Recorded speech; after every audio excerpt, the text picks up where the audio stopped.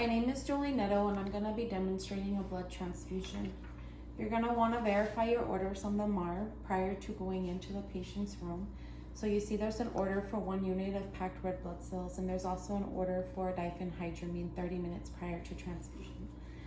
So you're going to want to knock on the patient's door and go in the patient's room. You're going to want to sanitize or wash your hands. You're going to want to speak to the patient. Good morning, Ms. Johnson. My name is Jolene. I'm just here to speak to you about the order the doctor put in for you in regards to your blood transfusion. I need to verify your full name and your date of birth. So you're going to want to verify the patient's full name and date of birth on your MAR according to the patient's bracelet, as well as you can have the patient verbalize it to you. You're going to want to verify the name and date of birth on the bracelet and the MAR for spelling, just in case the spelling might be off. It could be a different patient with the same name, different spelling, as well as the birthday. So, okay, Ms. Johnson, did the doctor explain to you the reason and the risks and benefits for your blood transfusion today? Yes. So did you have any questions regarding that? No. So at this time, I'm going to witness on your consent that you understand the procedure and that you don't have any questions or concerns, and that the doctor explained it to you to where you understand it, okay? So you're going to want to put gloves on. You're going to want to assess the patient's IV. If the patient doesn't have any fluids running, you're going to want to set up an IV of normal saline. You only want the normal saline because it's isotonic and it's compatible with the blood. If you use D5W or anything other than normal saline, it can break down the blood components and it could cause a reaction with the blood. So you only want to use the normal saline. You're going to want to make sure that you back prime the tubing that's going to be inserted into the packed red blood cells bag once you get it. So that way there's no air and it's back primed and the blood can just flow. You're going to want to make sure that the filter is covered until a little bit over, so there's padding for the blood to go in. While the blood is transfusing, it's not going to be transfusing the normal saline, it's only going to be transfusing the blood. The reason why you want to set this up prior to going and getting your red blood cells is because you only have 30 minutes from getting it from the blood bank to start the transfusion. And if you do the setup prior to getting the packed red blood cells, you'll be ready to start infusing as soon as you get it from the blood bank. You're going to want to assess the patient's IV site for infiltration, any redness, warm, swelling. You're going to want to flush the tubing, and you're going to want to check for patency. So you're going to withdraw to see if there's blood return to make sure that the line is patent, and you're going to want to flush and prime the line as well. So if the patient has no problems or concerns, or there's no pain or anything like that, you'll go ahead and let the patient know that you'll be back after you get the blood from the blood bank.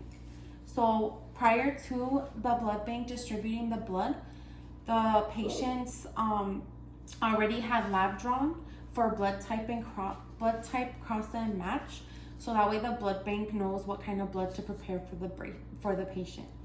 So once you go to the blood bank, you're going to let them know your name and that you're there to pick up Ms. Johnson's blood. They're going to give you the blood, and you're also going to have the blood bank slip that comes with the blood. You're going to want to verify the blood in the blood bank slip with the person in the lab that you're getting the blood from to make sure you have the correct blood. So the blood bank slip is going to have the blood bank number, which you're going to want to verify, as well as it's BRH negative. And the paperwork is going to match. It's going to match the patient's date of birth, first and last name. You're going to want to check for spelling on both the blood and the blood bank slip to make sure that you're getting the right patient's blood and the right blood for the patient.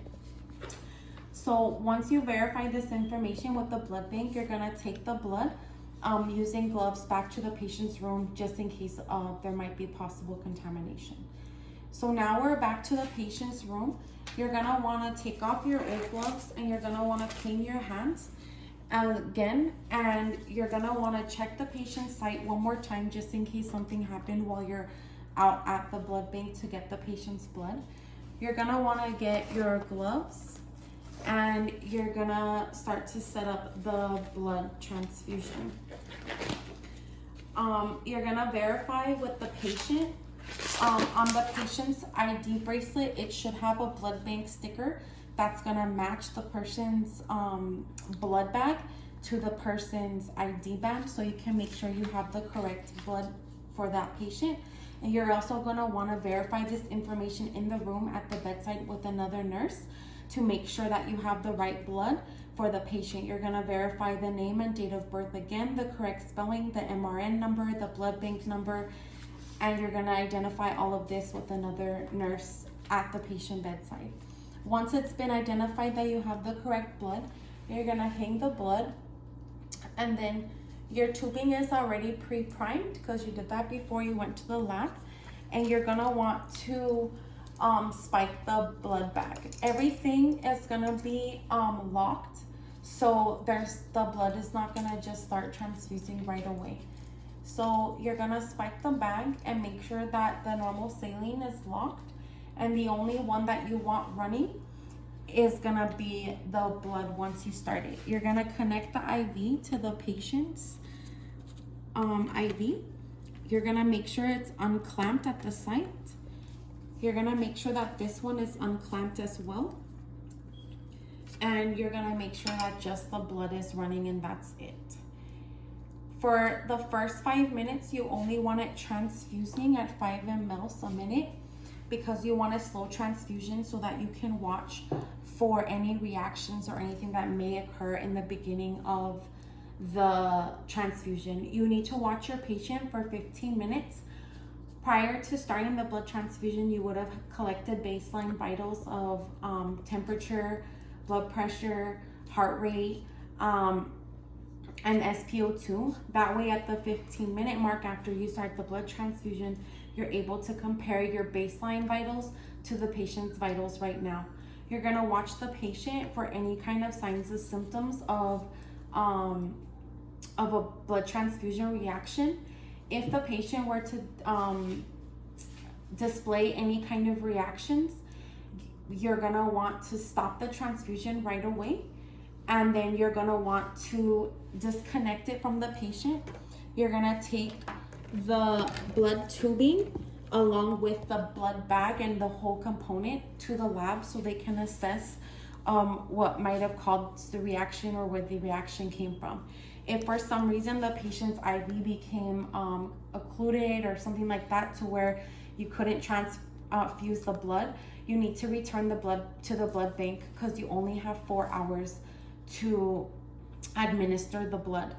So you're gonna watch your patient for 15 minutes and reassess your patient. After those 15 minutes, per the MAR, you're gonna run the blood transfusion per the doctor's orders. And you only have the 5 minutes to run the 4 hours to run the blood transfusion. After the blood transfusion, once it's already transfusing the patient, you're gonna check the patient's vitals again. You're gonna continue to monitor the patient, and you're gonna disconnect all the tubing and the blood, and you're gonna put it in a biohazard disposable container or bag. And that's my demonstration for the blood transfusion.